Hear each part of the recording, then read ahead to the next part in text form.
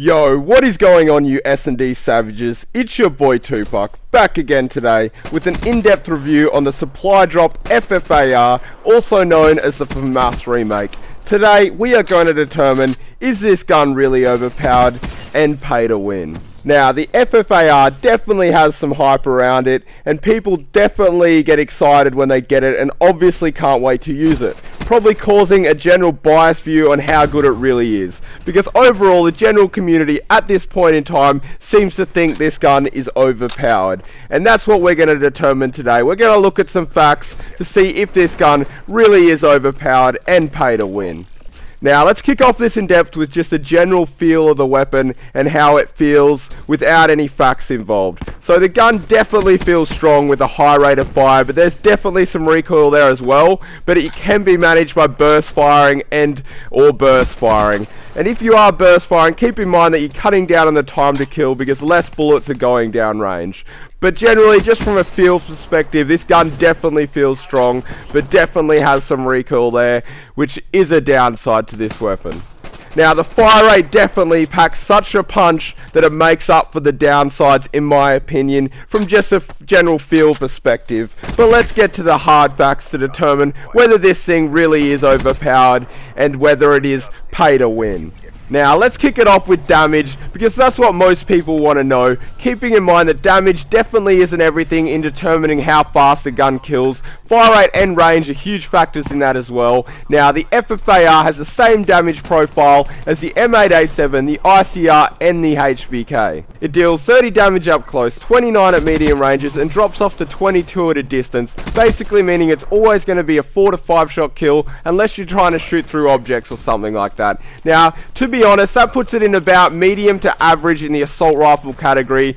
Both the Man of War and the KN-44 are fully automatic assault rifles that deal more damage and will have a 3-shot up close, but their fire rates are nothing compared to this one.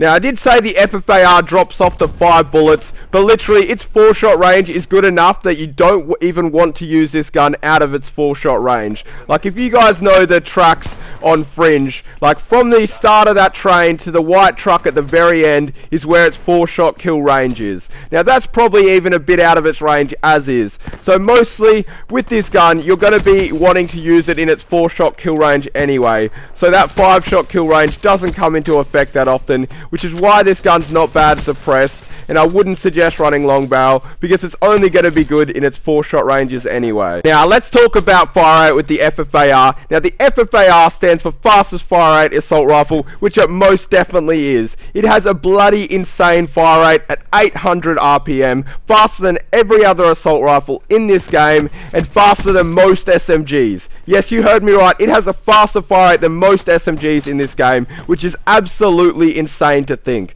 Now, the VMP's fire rate is 900 and the FFAR is 800, so it's pretty close to the similar fire rate as the VMP, which is absolutely crazy to think about. It'll shoot faster than the Cuda, it won't shoot faster than the Vespa and the VMP, but it outmatches fire rate with most SMGs and has better range than most SMGs. Now, after hearing its fire rate, you guys are probably all thinking, this gun is overpowered, this gun is pay to win, this gun you need to get lucky to get or open your wallet and pay heaps of money to get, and then making it this crazily good, which is definitely understandable, but keeping in mind the recoil of this gun, and there's still some other stats we need to get to fully determine whether this thing is overpowered and pay to win.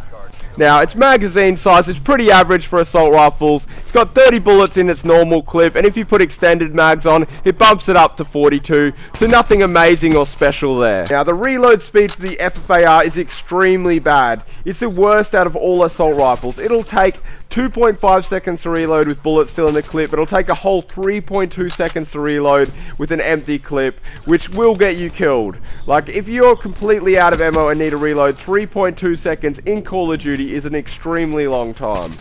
The aim down sight time on the FFAR is also the worst in the assault rifle category at 0.3 seconds, which might not sound like much, but is definitely something I noticed when I unlocked the FFAR.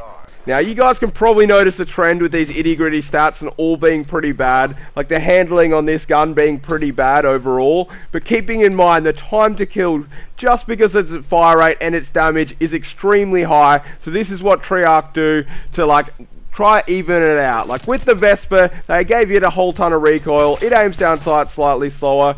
Like since it's been nerfed, it's been pretty balanced. Like it recently got patched up, but the Vesper in my opinion is pretty balanced how it is at this point in time. But literally the handling aspects on this gun, in my opinion, still don't take away from how fast it shoots. Like yes, it's got a slightly worse aim down sights time.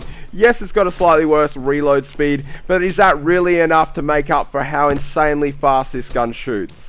Now that we've gone through all the facts, I'm going to come to the conclusion that this gun is indeed overpowered and that it is unfair for only a select few to have it, and those that open their wallets have a better chance of acquiring this assault rifle than the rest of us. Yes, there are some negatives to this gun. Its aim down sights time, its reload speed, and its recoil, but all of them things can be countered with stuff like quick draw, grip, and fast mags.